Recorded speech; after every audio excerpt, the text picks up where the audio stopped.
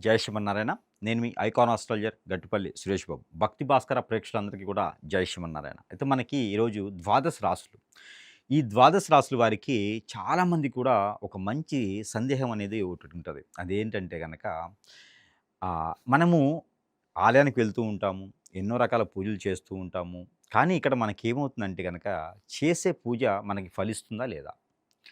ఇది మనం చేస్తూ ఉంటాము. ఎన్నో రకాల యజ్ఞాలు, యాగాలు, పూజలు, జపాలు, తపాలు, దానాలు, ధర్మాలు ఎన్నో రకాలు చేస్తూ ఉంటాం. కానీ ఎంతవరకు మనం ప్రతిఫలిస్తున్నాం? ఎంతవరకు మనం దాన్ని అనుభవిస్తున్నాం? ఎంతవరకు దాన్ని మనం స్ట్రెస్‌లో నుంచి బయటికెళ్తున్నాం? ఆనందంగా ఉంటున్నామా? మనస్సాక్షిగా మనము ఈ దేవుడిని కొలిస్తే బావుంటదా? అసలు నా నక్షత్రానికి గాని, నా రాశికి గాని ఎలాంటి ఆరాధన చేస్తే బావుంటుంది? ఆ చేసే సమయమైనా మనం ఏదైతే చేస్తే బావుంటదో అక్కడికెళ్తే చాలా ప్రశాంతంగా ఉంటదేమో గదా! అలా చెప్పేవాళ్ళు ఎంతమందున్నారు అనేది గనక ఖచ్చితంగా మనము ఒక ఛాయ ప్రకారంగా చూడొచ్చు, చెప్పొచ్చు. అది దాంట్లో మనకి ఈ ద్వాదశ రాశుల వారు ఎలాంటిది దేవాలయానికి వెళ్లి దర్శనం జేసుకోవచ్చు. కేవలం దర్శనం భాగ్యంతోనే మనకి కష్టాలు పోతాయా అంటే చెప్పలేము. పూర్వజన్మ సుకృతం అంటారు. ఒక్కొక్కళ్ళ దర్శన భాగ్యం, ఒక్కొక్కళ్ళతో మాట్లాడుతూ ఉంటే, ఒక్కొక్కళ్ళ రిలేషన్‌లో మనం వెళ్తూ ఉండగానే తల్లి కావచ్చు, తండ్రి కావచ్చు, లేదా ఇంకేదైనా రిలేషన్‌లా ఇంకా భార్య కావచ్చు, భర్త కావచ్చు, పిల్లలు కావచ్చు, ఇలాంటివి పూర్వజన్మ సుకృతం అంటారు. ఏ రోజు చేసుకున్నటువంటి పుణ్య ఫలితం అంటారు. అలానే మనము ఇక్కడ మన కలియుగంలో ఉండేటువంటిది ఏంటంటే గనక కేవలము దర్శనం చేసుకుంటే గూడా మనకి పుణ్యఫలం వస్తుంది. మనకి కావాల్సినటువంటి పనులు విఘ్నాలన్నీ తొలగి, ఆటంకాలన్నీ తొలగేసి మనకు కావాల్సిన పనులు తొలగేలా ఉంటుంది. దాంట్లో ముఖ్యంగా మనకి ఆలయ దర్శనం. అది మన సమీపంలో ఉన్నా, కొంచెం దూరంలో ఉన్నా కూడా ఆ ఒక చిన్న ప్రయత్నం అనేది మనం చేసుకున్నట్టయితే గనక కొంతమేర కాదండి 100% మనకి రిజల్ట్స్ అనేది గూడా దొరకొచ్చేమో, మీకు ఆ దర్శన భాగ్యం అయిన తర్వాత మనకి మంచి జరగొచ్చేమో. ఎందుకంటే మీరొకటి గమనించండి. ప్రతి ఒక్కళ్ళు గూడా నిద్ర లేవగానే మంచి మొహం చూడాలి అంటారు. మన ఇంట్లో వాళ్ళు మన మొహం మనం చూసుకోకుండా చాలామంది కూడా తల్లి మొహం గాని, తల్లిగారి మొహం గాని, అలానే నాన్నగారి మొహం గాని, పిల్లల మొహం గాని, భార్య మొహం, భర్త మొహం ఇలాగా వాళ్ళ మొహాలు చూసుకుంటే చాలా ఆనందంగాను, చాలా సంతృప్తితోనూ ఆ రోజంతా చాలా మంచి జరుగుతున్న నమ్మకంతో ఉంటది. మరి అలాంటప్పుడు మనకి దేవాతి దేవుళ్ళు ఎంతోమందిని పాలించి, ఎంతోమందిని కాపాడేటువంటి వ్యక్తి ఒక ఛాయని మనం చూడగలిగితే గనక మనకి ఇంకా ఎంత అదృష్టం ఉంటుంది. ఒక్కసారి మనం పరిశీలన చేసుకున్నట్టయితే గనక రాశి ప్రకారంగా తీసుకొని ఏ రాశి వారు ఏ దేవాలయానికి వెళ్లి దర్శనం చేసుకోవడం ద్వారా వారికి పుణ్య ఫలితం ఉంటుందో ఒక్కసారి మనమైతే పరిశీలన చేసుకుందాం.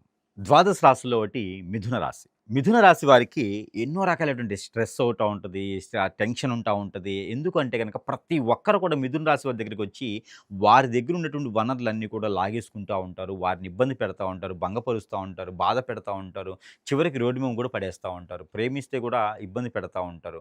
అందరూ కూడా వీరి దగ్గరికొచ్చేది వీరి దగ్గర ఉన్న వనరులు తీసుకుపోవడానికి. వీరేమో ఇచ్చేసి చేతులు దులుపుకొని మనసులో బాధపడతా ఉంటారు. ఎవరైనా ఏదైనా అంటే కూడా వీళ్ళ మనసులో బాధపడతా తప్పితే ఎక్స్‌ప్రెస్ చేసి వాళ్ళకి చెప్పలేరు. నువ్వు ఇది అని చెప్పలేరు వీళ్ళు. ఏదున్నా పోనీలే అని వదిలేస్తూ ఉంటారు. అలాంటి మంచి వ్యక్తులు, అలాంటి సెన్సిటివ్ కల పర్సన్స్, జలతత్వం గల రాసి ఉన్నారంటే ఒక్క మిథున రాశి వారండి.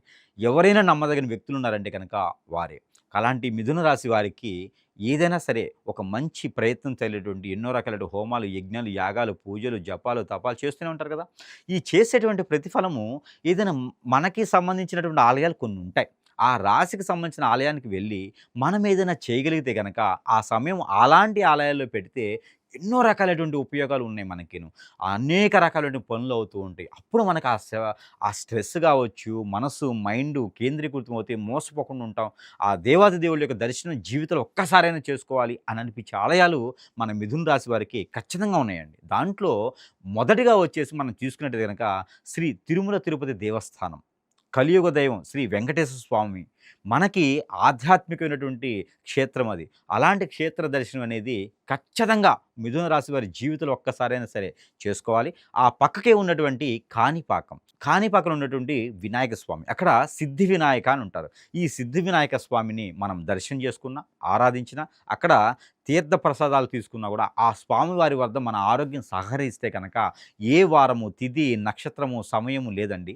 ఆ ఆలయ దర్శనం చేసుకుంటూ ఆ స్వామివారి యొక్క కృపకి పాత్రులవ్వే కాకుండా అక్కడ గనక మనము మనస్ఫూర్తిగా 3, 7, 9, 11, 21, 31, 41, 60, 90, 108, 109, 111, 119 గుంజిళ్ళు గనక మనము ఈ సంఖ్యలో ఏ సంఖ్య గుంజిళ్ళైనా సరే మనం తీయగలిగితే కనుక ఖచ్చితంగా మనకి అనుకున్నటువంటి కోరికలు ఒకటే కాదు, మీరు సీఎం అవ్వాలా, పీఎం అవ్వాలని కూడా అదృష్టం బాగుంటే ఖచ్చితంగా అవుతారు. కాబట్టి అలాంటి ఆలయ దర్శనం జన్మలో, జీవితంలో ఒక్కసారి గనక మనం చేసుకున్నట్టయితే గనక ఇలాంటి మిథున రాశి వారికి ఆధ్యాత్మికంగా కాదు, ఎట్లాంటి దారిద్ర్యం మనకి వెంటాడుతున్నా, విఘ్నాలు తోడైనా, ఏదైనా ఆటంకాలు ఎదురైనా, పిల్లి ఎదురైందన్నట్టుగా ఆటంకాలు ఎదురైనా, ఏ పని కూడా ముందుకెళ్ళకపోతున్నా, వయసు అయిపోయి పెళ్ళి అవ్వట్లేదు, జీవితంలో సెటిల్ అవ్వలేకపోతున్నా, జాబ్ నిలకడగా లేదు, అలానే బిజినెస్ నిలకడగా లేదు, ఆ వ్యాపారంలో నష్టం వస్తుంది, అందరూ మోసం చేస్తున్నారు, బాధ, బంది తప్పితే ఏమి దొరకట్లేదు అనుకుంటే ఖచ్చితంగా ఈ ఆలయాల దర్శనం చేసుకోండి.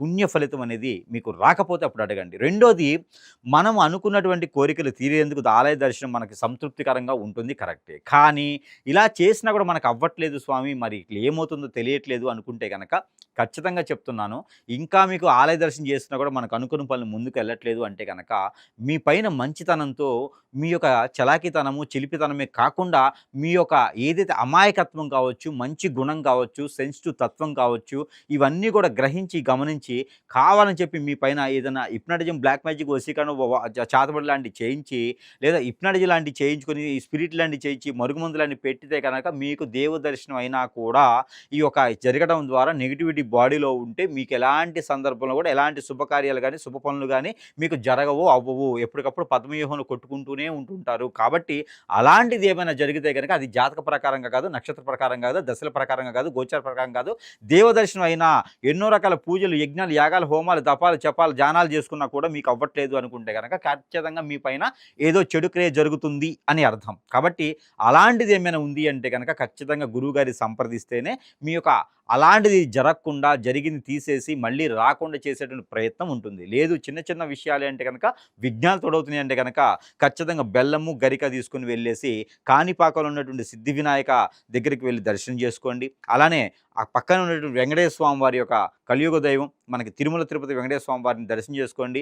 మీరు అనుకున్నటువంటి పనులు సాధించేందుకు మంచి అనువైనటువంటి సమయం చూడాల్సిన అవసరం లేదు, మంచి పని చేయడానికి సమయం అవసరం లేదు. ఏ రోజైనా వెళ్ళొచ్చు, దర్శనం చేసుకొని రండి. జై శ్రీమన్నారాయణ.